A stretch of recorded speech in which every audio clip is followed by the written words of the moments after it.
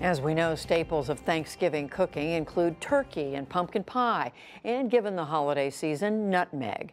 That spice and where it's grown is linked to New York City in a profound way you may not have known. Let's call it a well-seasoned history lesson. Special correspondent Mike Saray explains. We sell nutmeg for $1 a piece. You can get 3 for $2.50. You don't need to mortgage the farm to acquire some nutmeg. Here at the Oaktown Spice Shop in Oakland, California, owner John Beaver and customers like Dave Wilson appreciate how valuable nutmeg once was. Nutmeg was worth more than its weight in gold.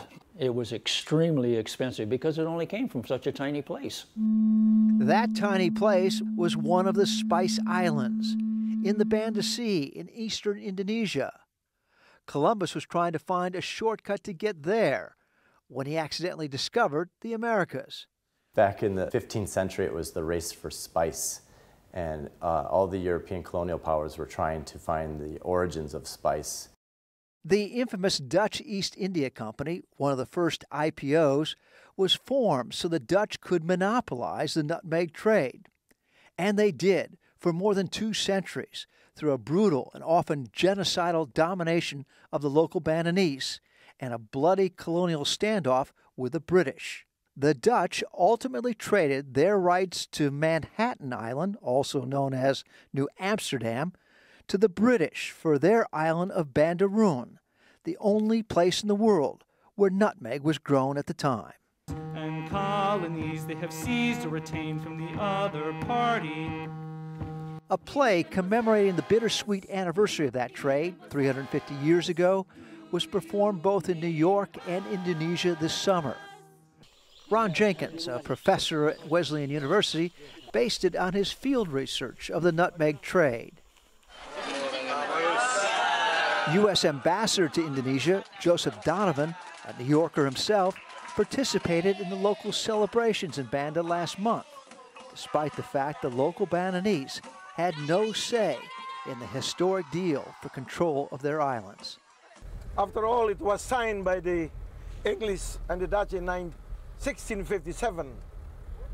Now I want to cancel all this agreement, Des Alwy, the self-proclaimed king of Banda, was still dreaming big of unwinding the deal when I met him in the late 80s before he died. It took me 3 days and 3 flights to get to these legendary Spice Islands, whose time and place in history have long since been forgotten. The once rare nutmeg trees, with their bounty of fruit-covered nuts that can be ground into spice, were eventually smuggled off the islands. Nutmeg is now grown in India, Africa, and the Caribbean. So here we have the nutmeg.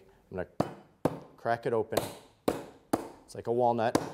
When you grate it, it reveals this really nice pattern on the inside. So it's sweet and pungent with a little bit of musky quality to it.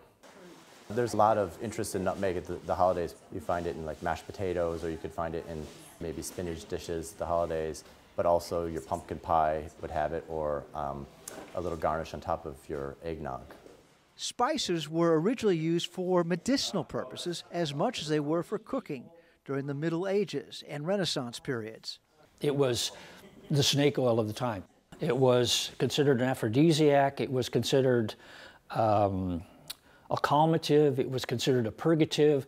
Everything that you could imagine that was a bodily function, nutmeg was used for that. Smell that. If it can cure holiday indigestion and overindulgence, nutmeg might again be worth its weight in gold. For the PBS NewsHour, Mike Saray in Oakland, California.